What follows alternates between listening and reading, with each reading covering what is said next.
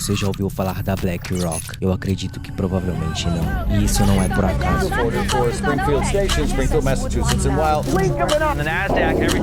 Apesar de ser desconhecida para a maioria, essa empresa detém um poder e uma influência global impressionante. A BlackRock controla a maioria dos bancos dos Estados Unidos e tem participações nas principais empresas farmacêuticas, dominando boa parte da mídia tradicional. Para se ter ideia do seu poder, ela supervisiona cerca de 10% de todas as ações negociadas no mundo. E qual seria o valor sob sua gestão?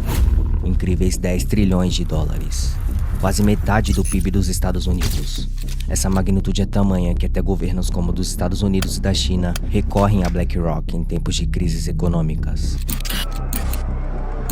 O próprio fundador e CEO Larry Fink ocupa assentos em organizações de peso como o Conselho de Relações Exteriores e o Fórum Econômico Mundial. Como Henry Kissinger já disse, quem controla o dinheiro, controla o mundo. E nenhuma empresa na história alcançou tanto poder em tão pouco tempo. E o que é mais surpreendente, a BlackRock conquistou tudo isso em apenas 34 anos. BlackRock announcing it. E há um motivo para você não ter ouvido falar dela antes. Algo que ficará claro em breve. Ao entender o alcance desse império, você perceberá as implicações desse controle sem precedentes. Especialmente em tempos conturbados como a recente invasão da Rússia à Ucrânia.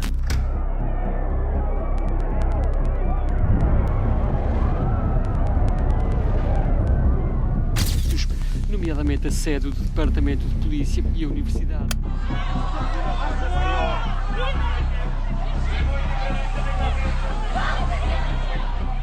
Mas afinal, como a BlackRock ascendeu de uma empresa de investimentos aparentemente comum para a entidade mais poderosa do planeta? Para entender, é preciso voltar no tempo e conhecer a história de seu criador, Larry Fink. Um homem que, apesar de ter nascido em uma família abastada em Los Angeles, trilhou um caminho que mudaria o mundo das finanças para sempre.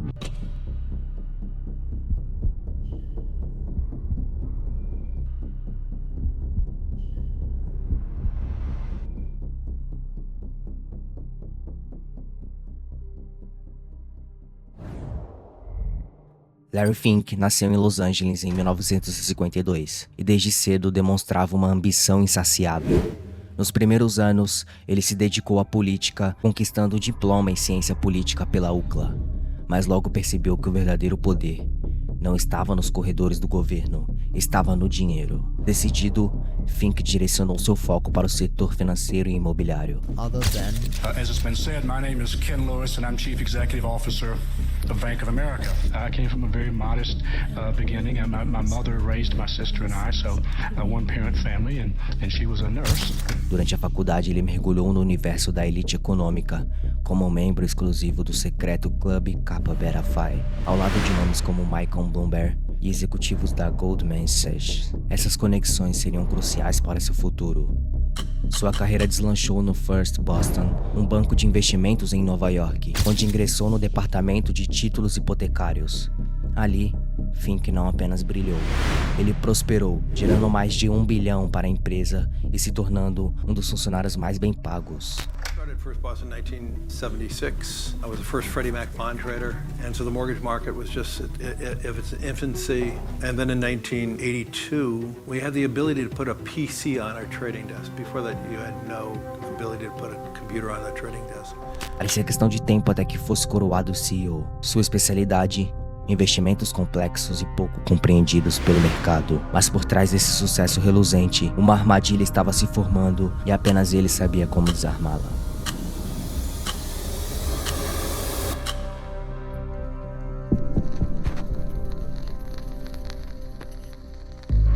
People have been in this game for 25 years and they are losing their jobs and these firms are going to go out of business and he's nuts. They're nuts. They know nothing. It was a collapse just about unprecedented in U.S. corporate history. Good evening, everyone. The Bush administration and Congress are working out their differences over that Essa bomba relógio explodiu em 1986. Movido pela ambição e práticas ousadas, Fink cometeu um erro colossal.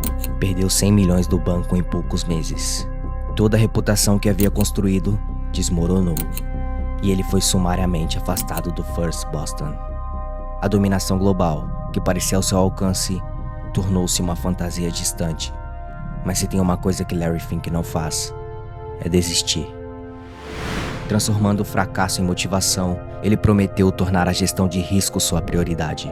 E assim, aos 36 anos e desempregado, recorreu aos contatos que cultivava no Kappa Beta Phi.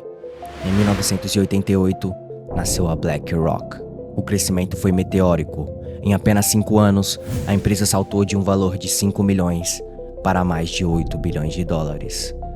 Mas nem tudo foi tranquilo. Uma disputa interna pelo controle da empresa surgiu. E Fink não estava disposto a dividir seus planos de grandeza. Em 1995, ele pressionou o cofundador Stefan Schwarzman a vender sua participação por 250 milhões, uma fatia que hoje valeria mais de 12 bilhões. Com o caminho livre, a ascensão de Larry Fink se tornou imparável. Na década seguinte, seu poder e influência se expandiram ainda mais. Mas ele não parou por aí. Lembra da bomba relógio que mencionei? Aquela que Fink ajudou a construir no início da sua carreira? Ela estava prestes a detonar. E em 2008, o mundo assistiu à pior crise financeira desde a Grande Depressão. The Dow traders are standing there watching in amazement, and I don't blame them. We're now down 43%. Almost everything there completely wiped out. And the NASDAQ, everything and more has been completely wiped out. Let's talk about the speed with which we are watching this market. Mercados em pânico, traders veteranos dizendo que nunca haviam visto nada parecido. O preço do petróleo despencando em questão de horas. Uma recessão tão profunda que transformaria a vida dos americanos para sempre. Mas isso está a mudar, porque na verdade isso tudo foi.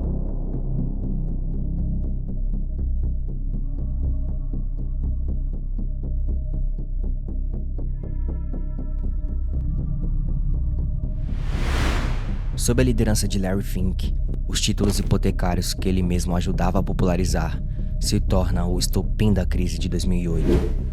Mas ao contrário de muitos, Fink viu a tempestade se formando bem antes. A BlackRock, com seu foco em gestão de ativos, estava estrategicamente protegida do colapso. O que para a maioria foi um desastre, para Larry, foi uma oportunidade sem precedentes. Graças às suas conexões pessoais, especialmente com Timothy Geithner, então secretário do Tesouro dos Estados Unidos, a BlackRock garantiu um contrato sem concorrência para administrar os ativos de bancos falidos durante a crise. Foi um movimento genial. Enquanto o mundo financeiro ruía, Larry Fink se consolidava como o homem mais poderoso de Wall Street. Mas para Fink, dominar Wall Street era apenas o começo.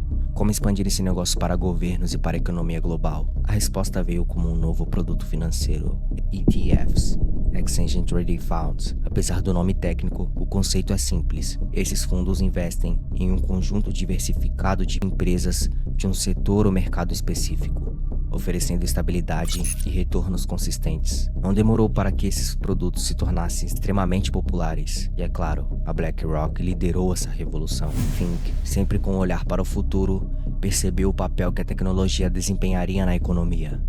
Por isso investiu pesadamente na criação de um supercomputador revolucionário, Aladdin.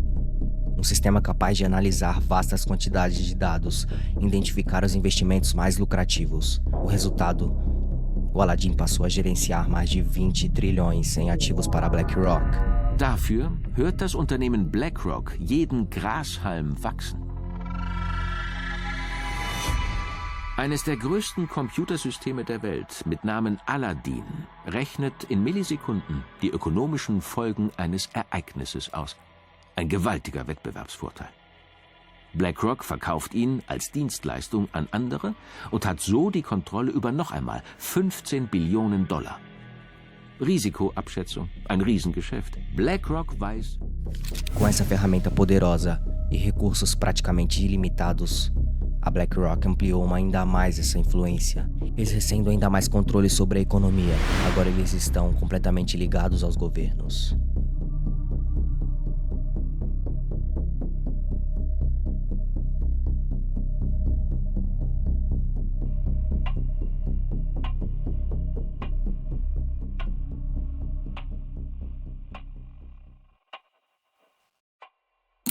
Uma das maneiras mais eficazes pela quais a BlackRock exerce seu poder é através do controle da mídia. Junto com a Vanguard, outra gigante dos investimentos da qual a BlackRock detém uma participação significativa, a empresa possui uma influência impressionante sobre a informação que circula no mundo. Veja os números. A BlackRock controla 18% da Fox 16% da CBS, 13% da Comcast, que por sua vez é dona da NBC, MSNBC e Sky, e detém 12% da Disney.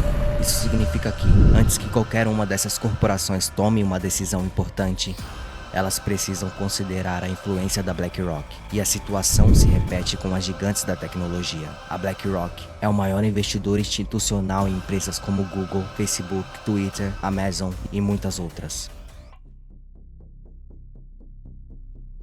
Para alguns, isso reflete um sistema que deixou de ser um livre mercado genuíno e se transformou em uma espécie de socialismo para os ricos, no qual grandes empresas recebem apoio e proteção durante crises, enquanto a maioria da população é deixada à mercê das flutuações econômicas.